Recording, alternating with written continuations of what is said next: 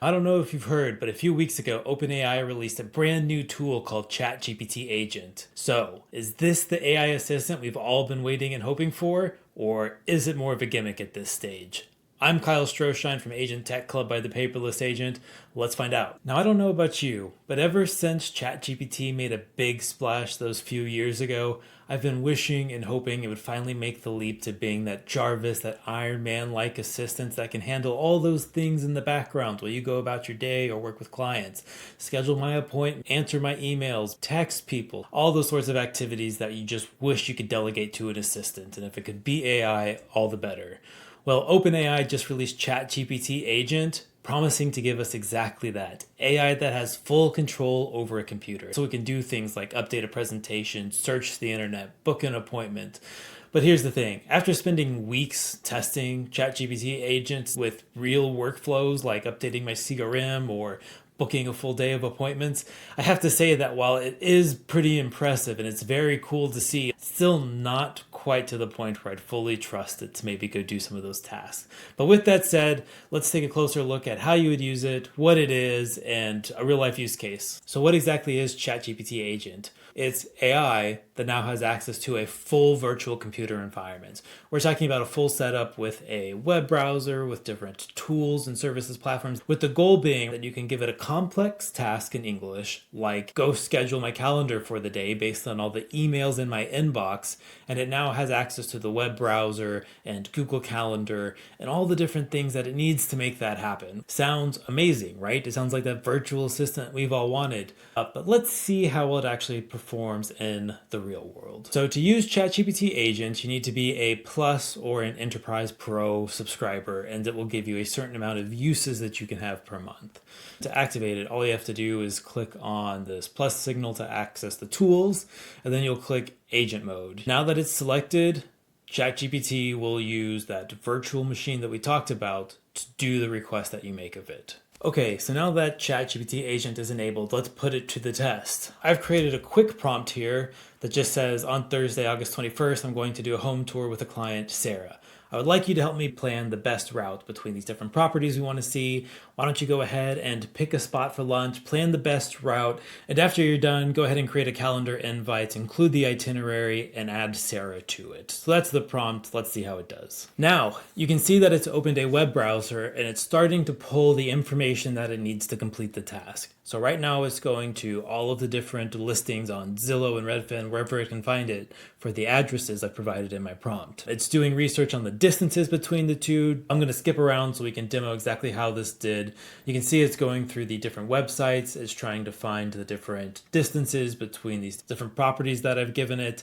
And then afterwards, because in my prompt I said, why don't you pick a spot and plan for lunch? You can see here that now it's saying best lunch near Raleigh Hills, Portland, Oregon restaurant. So now it's starting to get into that next part of the request. It's going to Yelp. It's actually looking at reviews and what's well rated for a place that's close by the home tour route that it's picked. And then here you can see it's actually landed on Cornell Farm Cafe, which I have to say is a pretty good pick for a day out. It's in a plant nursery, it has good food, it is really well reviewed, and it is in the general area of the listing addresses that I gave it. Okay, and so then after 19 minutes, the itinerary is done. It's come up with travel time, it's come up with the different houses with brief descriptions that we're going to go see, and after it does this, it's waiting on me to give it a prompt to say, yes, continue. Let's log into my Google Calendar so you can go ahead and schedule that appointment. So you can see here it's asked me to log in, and now this is something we'll discuss later on in the video, but you can see the warning sign that it gives you that logging in via the OpenAI agent browser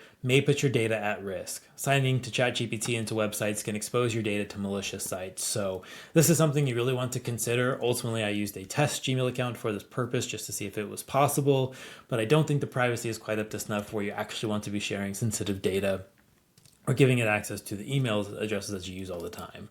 Let's go ahead and keep demoing. Let's see how good it does. So I click I understand, and then it's going to actually pull up Google, and it's going to have me log in. So I log in with that test account. It has a little bit of difficulty actually logging into the window. This pop-up keeps popping up. It takes a few seconds for it to get it right. I think ultimately it creates a URL that just goes ahead and adds all the details it needs in. But after about 15 of thinking and playing with it, you can see here that is actually going ahead and creating the appointment. It's gotten through all the glitches. It added the itinerary to that calendar appointment. It added the guest, and now it's asking me if I want to go ahead and send that invite out. Does it look good to go? So it's asking for confirmation before it completes the task.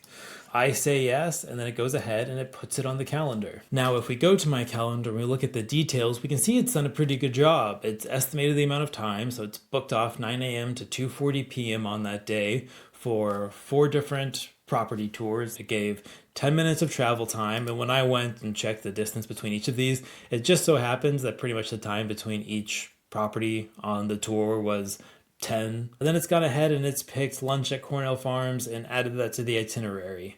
It's added the extra person to the invite, and it sent that out and actually added that to my calendar. So job accomplished. Okay, so let's be real about that test. Now, was it cool that AI, ChatGPT, can now actually go open a web browser, could go research places for lunch, look at my calendar, schedule an appointment?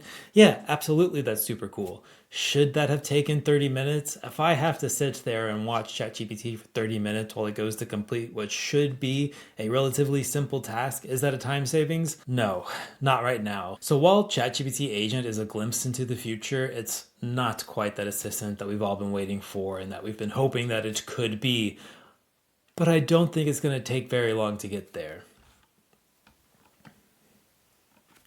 Over the last few weeks, I have run it through a number of other tests. I had one test where I had an open house sign-up sheet, and I asked the OpenAI agent to go ahead and add all of those contacts to my HubSpot CRM and then add them to my new potential buyer sequence. And it really struggled. It kept getting stuck in a loop, and even after logging it into the CRM, I couldn't quite format the spreadsheet right. It kept running all this code and ultimately ran into too many errors for it to actually complete the task.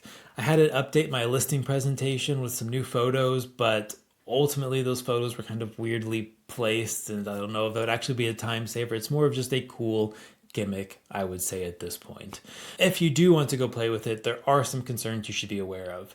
In that testing, I made sure to call out that when you actually go to take control of the browser and log in to a website like your Gmail account or like a platform account, that there's some data privacy concerns. It said that logging in can open you up to malicious attacks. And that's just the nature of having these virtual machines and running private data through OpenAI, where even if OpenAI isn't training on that data, it still has access to it. It's being filtered through it.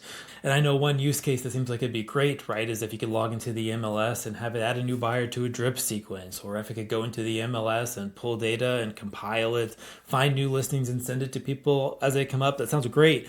But then you get into things like regulatory compliance, the MLS terms of service, which any kind of scraper tends to be a violation of most MLSs.